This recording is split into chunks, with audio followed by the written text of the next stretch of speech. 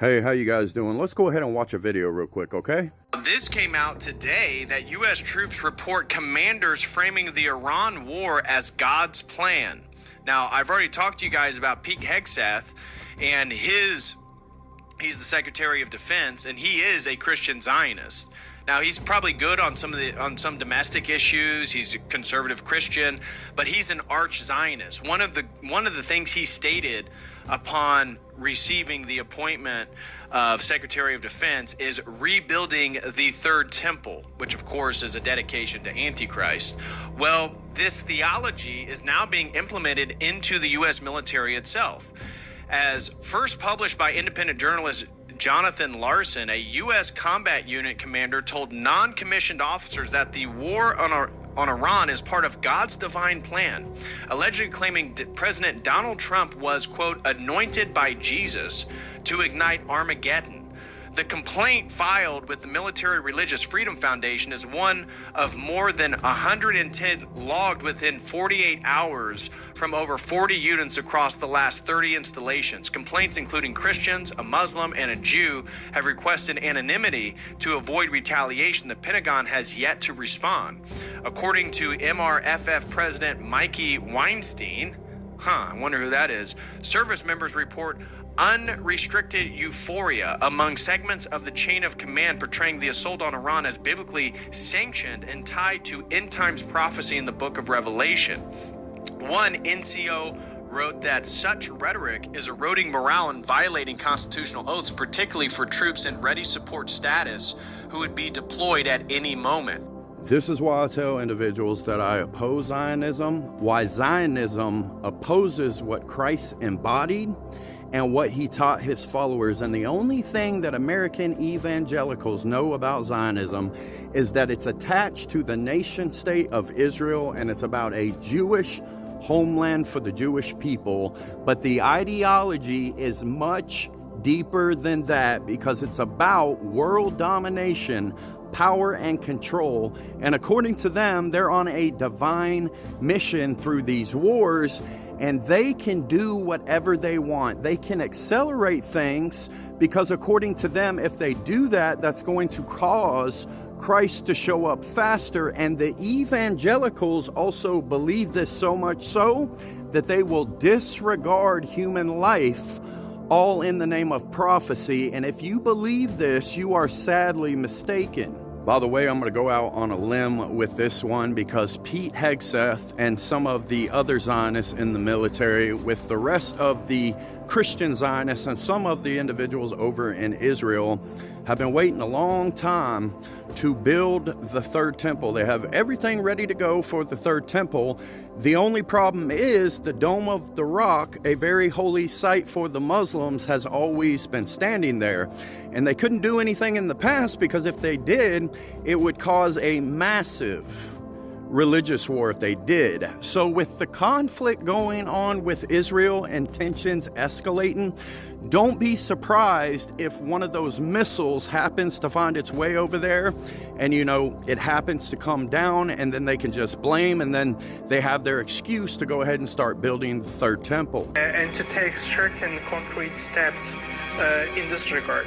And Netanyahu says, I'm definitely doing that.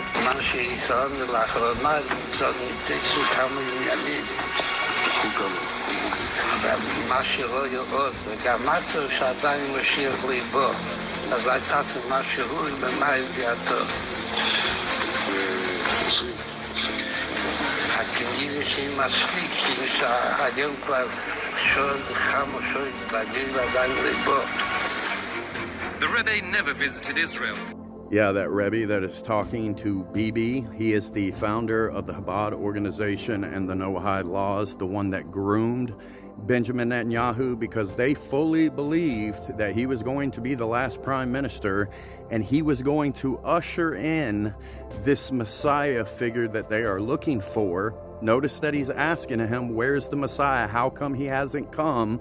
Basically to do something, because their mindset is they can create as much chaos and evil in the world because it's going to usher in the Messiah if they do.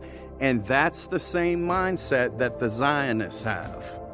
This is who you're dealing with. I want you to look into it because I can't say too much on here. I'm getting ready to play a video for you, and hopefully the video doesn't say too much, but the Sabbatean influence.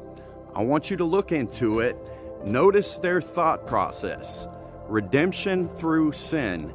And these individuals infiltrated all sorts of organizations like the Illuminati, the Vatican, Judaism, had ties to the Rothschilds and the banking system, eugenics, and all sorts of other things. I want you to look into them for yourself and see what you find out about them, and you will understand what you're dealing with. So it's very extensively footnoted, very well researched, and it basically tells the story of the rising up of this cult, this satanic cult, and how it became intermixed with Judaism, and then I trace it down through the ages, especially with the 1600s and the year 1666, not a coincidence, and the rise of Sabbatai Zevi, who was the first fake Jewish Messiah. And then later on there was a guy that came after him, Jacob Frank, who claimed he was Sabbatai Zevi's reincarnation. And these two fake Jewish messiahs practiced salvation through sin. They inverted normal reality, and for those of you that know, Satanism is the inversion of normal reality. Up is down, black is white.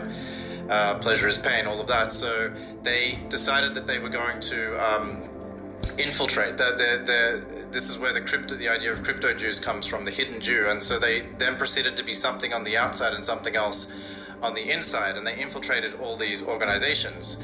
And what really happened that made humanity go on a really downward course is that this was just when the Rothschild family in Germany was rising to power, and Jacob Frank crossed paths with the leader, the patriarch of the Rothschild family, Mayer Amschel Rothschild.